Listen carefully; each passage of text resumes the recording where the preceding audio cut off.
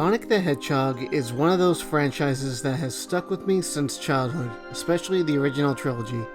Sonic as a character was just cool. He had that 90s attitude that you just don't see anymore. What I like about the early Sonic games is the blend of speed and platforming.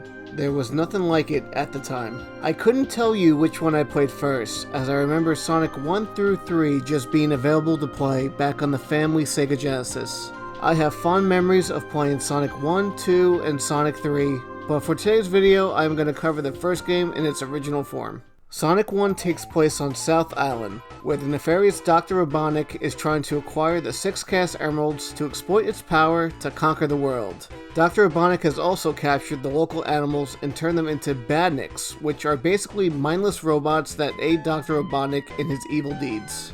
Our hero, Sonic the Hedgehog, rushes over to South Island to put a stop to Dr. Robotnik's plans and to restore peace to South Island. Sonic 1 is a very simple game to play. Run to the right, avoid various obstacles, enemies, and make it to the goal.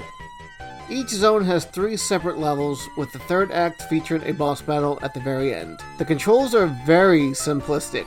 You move Sonic with the D-pad and 1 button to jump. You can also hold down while running to have Sonic roll into a ball to defeat enemies, or to quickly gain momentum while being protected from certain hazards. It doesn't get simpler than that. As you play the game, Sonic collects rings, which are vital to staying alive.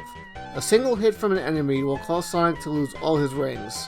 As long as you have at least 1 ring, you won't die, unless you fall into a bottomless pit, get crushed, or exceed the 10-minute time limit on the levels.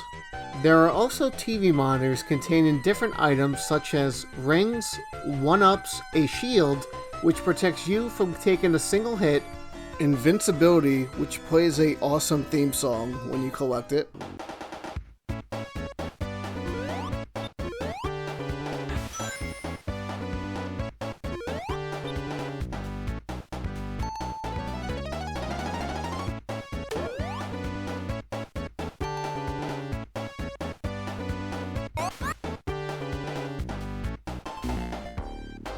and lastly, the speed shoes that dramatically increase Sonic's speed for a short while.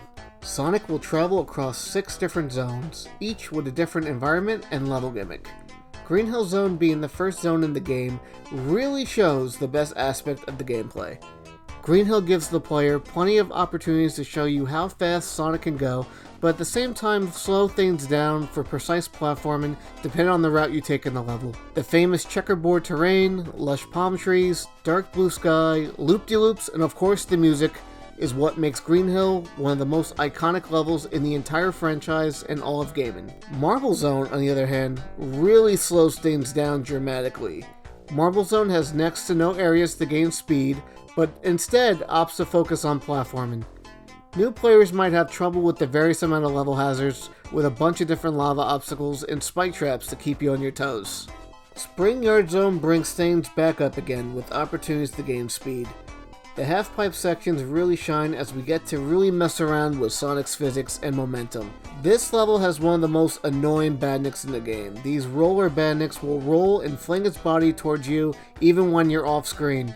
The level unfortunately comes to a halt during these sections where you need to wait and jump on top of these moving square platforms, really killing the flow of the level. Labyrinth Zone is easily one of the most hated levels in the entire franchise. If you thought Marble Zone really slowed things down, you haven't seen anything yet. With water being introduced, we now have to worry about not drowning. As long as you get air bubbles underwater, you won't die, but if you can't find any, this happens.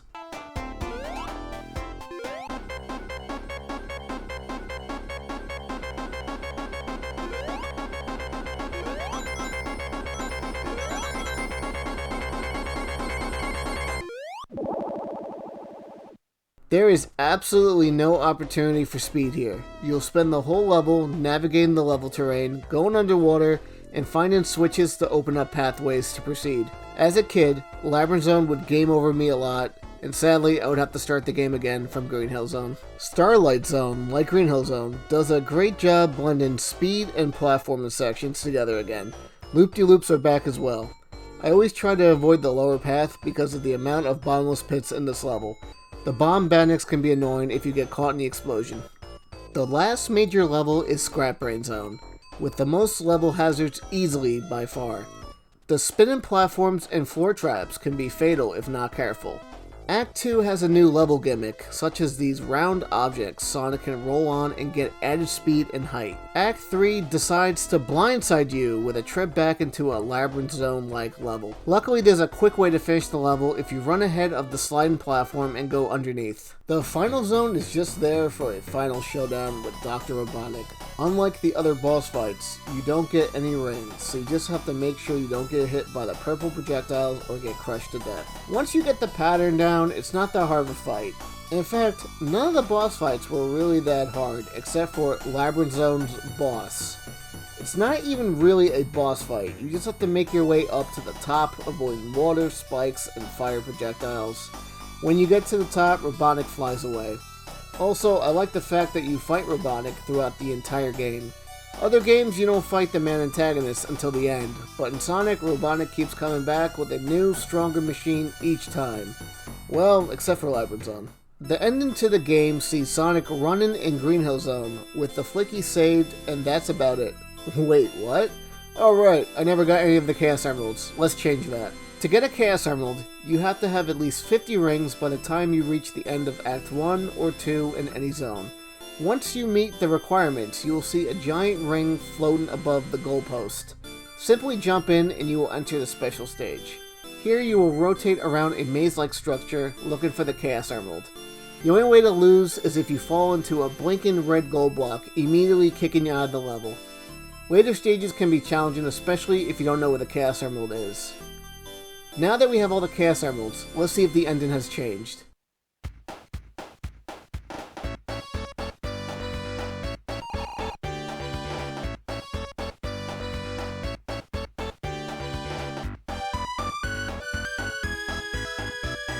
And as you can see, it's barely different, aside from the flowers changing. Honestly, it's not even worth it to collect the Chaos Emeralds in Sonic 1. But if you fully want to complete the game, I guess go for it. Lastly, let's talk about the music. Sonic 1 has a bunch of fantastic tunes by Masato Nakamura. Each level really fits the vibe and feeling of the zones. Even if you hate Labyrinth Zone, you have to admit it features one of the best songs in the game. Starlight Zone's music captures the nightlife with its calm melody. Green Hill Zone makes you feel like you are in a tropical paradise. Scrap Brain, on the other hand, really brings in the feeling of being in enemy territory. Not my favorite soundtrack of the Genesis trilogy, but it's still a damn good one. Sonic 1 is still a fantastic game after all these years. It sets the foundation with its speed and platforming, which only gets better for future entries. With the simple controls, really fun gameplay, colorful graphics, and a solid soundtrack, Sonic 1 proves it's deserving of being a well-beloved classic.